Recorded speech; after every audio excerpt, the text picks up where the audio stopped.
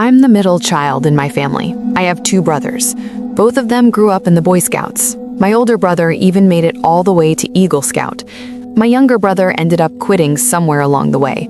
But for whatever reason, my parents never pushed me to join when I was a kid. Looking back, it always felt a little strange because I remember being incredibly jealous of my older brother when I was growing up. Whenever my mom would take me along to the Pinewood Derby events or scout gatherings, I would watch everything from the sidelines.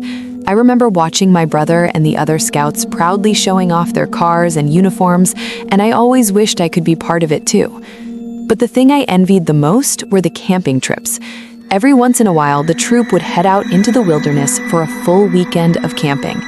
I went along for the drive once or twice when my mom dropped my brother off. I remember seeing them all unloading gear, pitching tents, and starting campfires.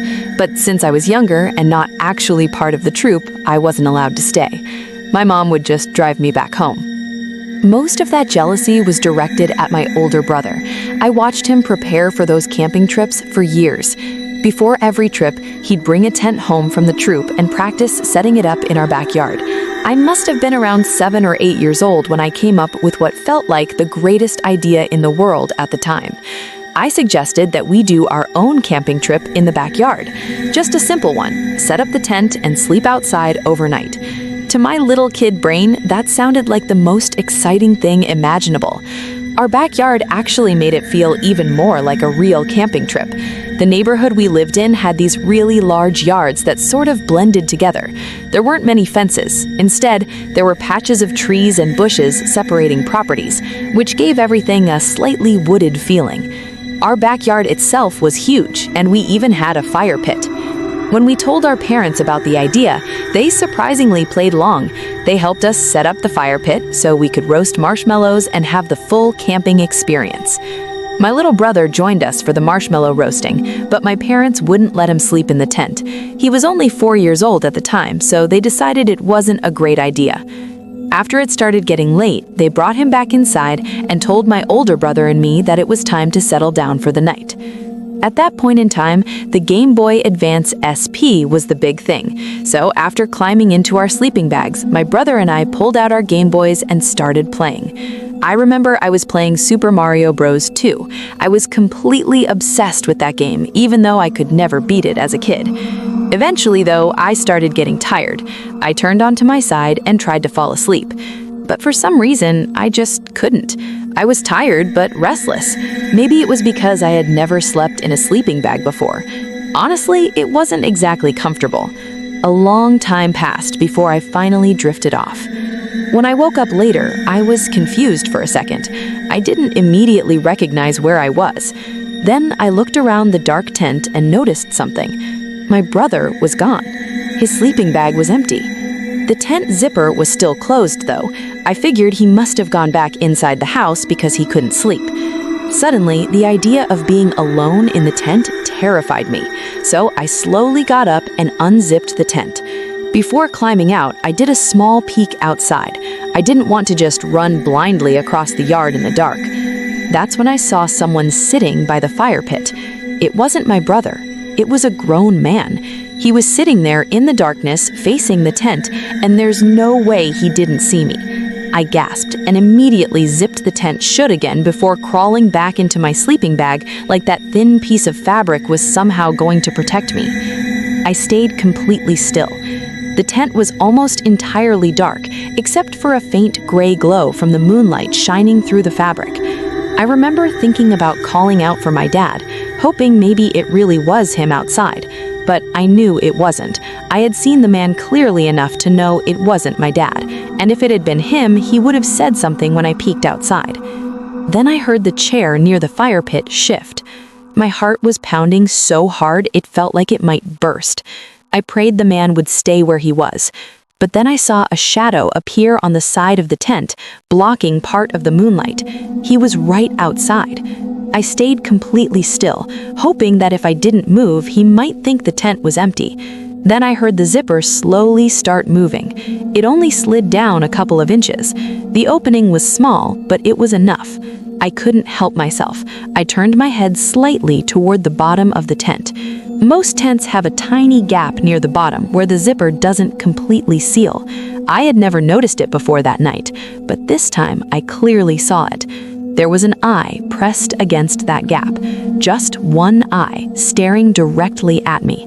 I could see the white of it glowing faintly in the darkness. At first, I couldn't even scream. I was completely frozen. Then the eye squinted slightly, almost like the person was smiling. The zipper moved another inch. That's when I finally screamed.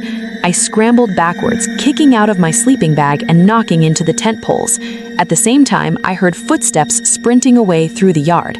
Our back porch lights suddenly flipped on, glowing through the tent fabric. My dad burst out of the house yelling as he ran across the grass, but by the time he reached the fire pit, whoever it was had already disappeared. My parents called the police immediately. I honestly don't remember much after that. I know my mom took me into their room while my dad spoke to the officers. They searched around the neighborhood for a while, but I don't know if they ever found anything. I slept in my parents' bed that night. For a long time after that, I was terrified to sleep alone. A few weeks later, just when things were finally starting to feel normal again, something happened that made the entire situation even worse. I went to a Catholic school at the time. During lunch, we would have a short recess outside in the schoolyard, which was mostly just a big concrete area. One side of the yard had a fence that faced the street. We were playing some kind of game. I honestly don't remember what it was. Maybe red light, green light. All I remember is that I had to run to the fence to be considered safe. While I was standing there with a few other kids, a man suddenly spoke from the other side of the fence. "Hey." I turned and saw a man standing there asking me for directions to somewhere. I don't even remember the place he mentioned. I told him I didn't know. We weren't supposed to talk to strangers outside the schoolyard. Then he said something that made my heart drop. He said my name. At that moment, everything about him hit me at once. His voice, his face, it was him. I immediately told him no. I lied and said that wasn't my name. He smiled and said, "You don't remember me, do you?" I ran straight to one of the recess supervisors and pointed at the fence, but when they looked over, the man was already gone. One of the kids standing next to me said he saw the man too. Recess was ended early that day, and the school called my parents. I was taken home immediately. That entire month was a nightmare for my family. We lived in a really nice neighborhood, so something like that happening was completely unexpected. My parents watched me constantly after that. Eventually, things went back to normal, but even now, thinking about it still makes my chest feel tight. Because the truth is, if that man had gotten into the tent that night, I might not be here today. And sometimes I can't help wondering if he ever succeeded with someone else. I grew up in Salem, Oregon. It's the kind of place that always had a quiet, small town feeling to it. Nothing ever seemed too chaotic there, and for most of my life, it felt safe. When I turned 21, I finally moved out and bought my first house about 50 miles outside of Salem. It wasn't anything huge or luxurious, but it was mine, and I was proud of it. Since it was my first place, most of the furniture and stuff I filled it with came from a mix of places. Some things were from my parents, a few pieces came from their friends, and the rest I found online through marketplace apps and listings. At the time, I was driving a Ford Raptor, which made picking up furniture pretty convenient. I could haul big items without too much trouble. One day, while scrolling through Facebook Marketplace, I came across a listing that immediately caught my attention. It looked like someone was basically doing a digital yard sale. There were a bunch of different items listed, but two of them stood out to me. One was a cream-colored sectional couch that looked practically brand new. The other was a Cannondale mountain bike. I didn't have a bike at the time, and considering where my house was located, having one would be perfect for exercise and riding around the area. The rest of the items in the listing didn't interest me much. It just seemed like the seller was getting rid of a bunch of things all at once. So I messaged the seller. The conversation was pretty typical at first, just a little back and forth about the condition of the items and the price. What struck me as a little odd was how short and direct the guy's responses were. He wasn't rude or anything, just very brief. Still, he was surprisingly easy to negotiate with. I offered slightly less than what he listed for the couch and bike, and he accepted the offer almost immediately. He told me I could come pick everything up later that night. Since it was summertime in Oregon, the days were long, so I knew I'd still have some daylight when I got there. I assumed I'd probably have to make 2 trips for the couch because of its size. I plugged the address into my map and headed out. When I checked the satellite view beforehand, I noticed the property looked pretty incredible. The house was located right on the coast. From the map, it looked like there was a long driveway leading away from the road toward a huge open property. The house itself sat near the edge of a cliff, and the backyard basically dropped off into a view of the ocean. My first thought was honestly, no wonder they're selling this stuff so cheap. Anyone living in a place like that probably had plenty of money. I even joked to myself that they might as well just give the furniture away. The drive out there didn't take long. As I got closer to the coast, the houses along the road started getting bigger and nicer. Eventually, I reached the final road that would lead to the driveway. That road felt strange. It was long and narrow, surrounded by thick woods on both sides. Every now and then, I'd pass a long driveway that probably led to some huge cliffside mansion hidden in the trees. Eventually, my GPS told me to turn. The driveway itself was basically a dirt road lined with tall trees. After driving down it for maybe 10 seconds, the trees suddenly opened up into a massive clearing. The driveway sloped upward toward a large house sitting at the top of a hill. When I pulled up, the first thing I noticed was an older sedan parked near the house. It looked like a Mercury Sable or something similar. It didn't match the house at all. The house looked like something a millionaire would live in. The car looked like it barely ran. I walked up to the front door ready to ring the bell, but there was a yellow sticky note taped to it. It read, "Doorbell broken. Please use back door." I thought that was a little weird since I could have just knocked, but I followed the instructions anyway. As I walked along the porch toward the side of the house, I glanced at a few of the windows. Every single one had the blinds closed. When I reached the backyard, I was honestly blown away. The property overlooked the Pacific Ocean. The view was incredible. There was a large deck attached to the back of the house, and the sliding glass door leading inside had a set of blinds pulled closed behind it. I knocked on the glass and waited. No response. After about a minute, I knocked again. Still nothing. I checked my phone to see if the seller had responded to my message, but he hadn't even read it. After waiting another minute, I sat down in one of the chairs on the deck and turned it around so I could look out toward the ocean. The sun was starting to set, and the view was honestly surreal. I kept checking my phone, sending another message or 2, but there was still no reply. I double-checked the address just to make sure I hadn't made a mistake, but it was definitely the right place. The sticky note on the front door confirmed it. I figured maybe the guy was in the shower or busy with something inside. While waiting, I decided to walk closer to the cliffside to take a picture of the view. I stepped off the deck and walked across the neatly cut grass toward the edge. Standing there, looking out over the ocean, I actually caught myself daydreaming about living somewhere like this someday. After a moment, I turned and started walking back toward the house. But after taking a few steps, I froze. Every single window in the house now had the blinds open, and at each window, there was a person standing there. They weren't moving. They were just standing there completely still, staring out. At first, I honestly thought it might be some kind of weird prank. I walked a little closer, trying to figure out what I was looking at. Then I realized something that made my stomach drop. Every single one of them was smiling. They were all just standing there, smiling at me. They were so perfectly still that for a moment, I even wondered if they were mannequins. But something about it didn't feel right. I remember quietly saying to myself, "Nope, I've seen enough." I turned and started jogging back around the side of the house toward my truck. As I passed one of the side windows, the same one I had noticed earlier with the blinds closed, I saw that its blinds were now open too, and someone was standing there as well, watching me. At that point, I didn't care what was going on. I just wanted to leave. I got back into my truck without looking at the windows again. I didn't even want to know if people were standing in the front ones too.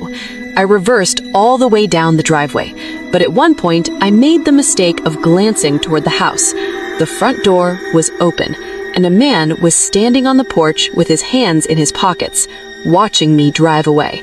That was all the confirmation I needed. Everything about that situation screamed red flag. I got out of there as fast as I could. The seller still hadn't responded to any of my messages. A few minutes later, I pulled into the driveway of the closest neighboring house and knocked on their door.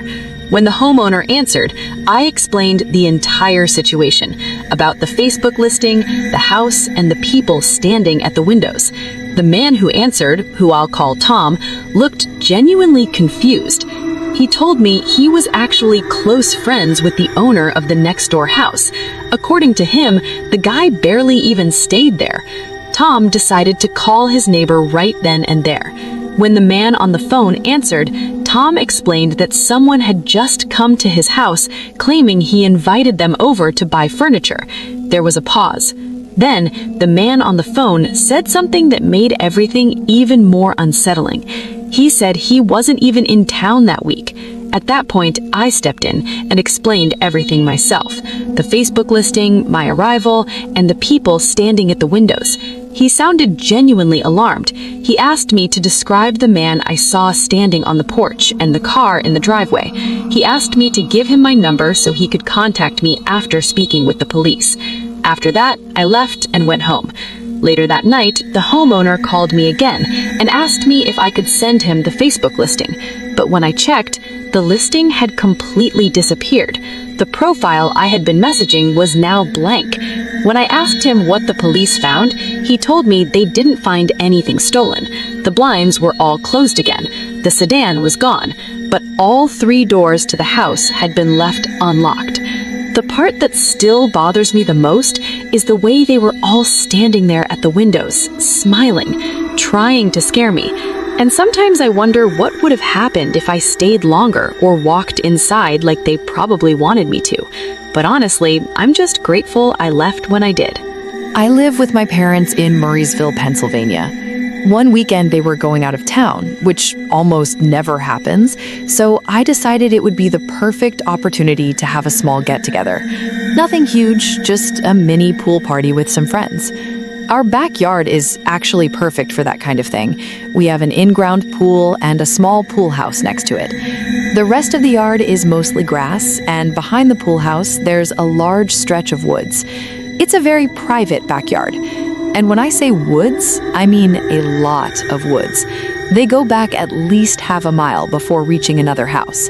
It's all technically our property too, and there are no trails running through it. There's really no reason for anyone to be back there. I planned the party for Saturday night. Earlier that afternoon, I was outside setting everything up. It was a little cloudy that day, but since the party was happening at night anyway, it didn't really matter.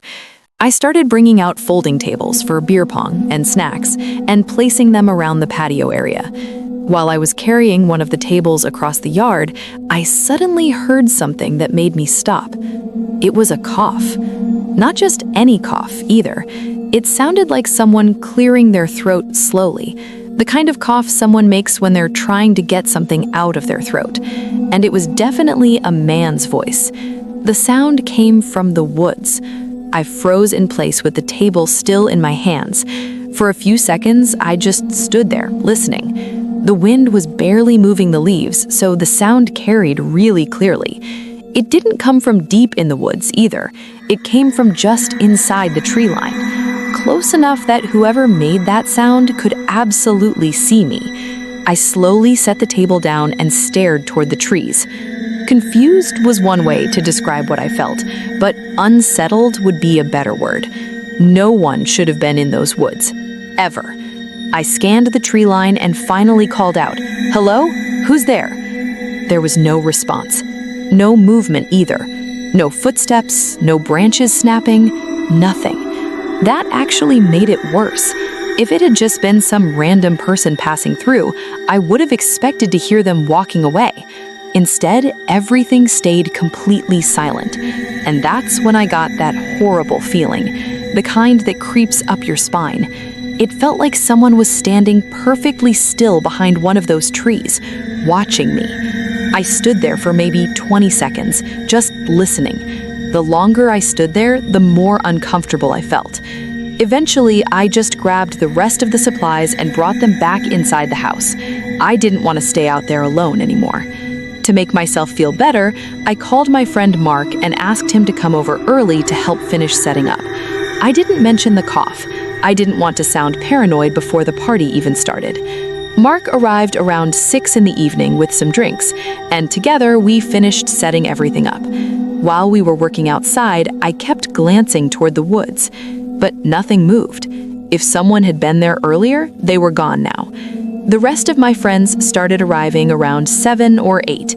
At the busiest point of the party, there were probably about 20 people there. Nothing crazy, but it was a good time. Music was playing, people were swimming, and the patio lights were on around the pool. With that many people around, the woods didn't feel creepy anymore. Still, a couple times during the night, I caught myself staring toward the tree line. I don't even know why.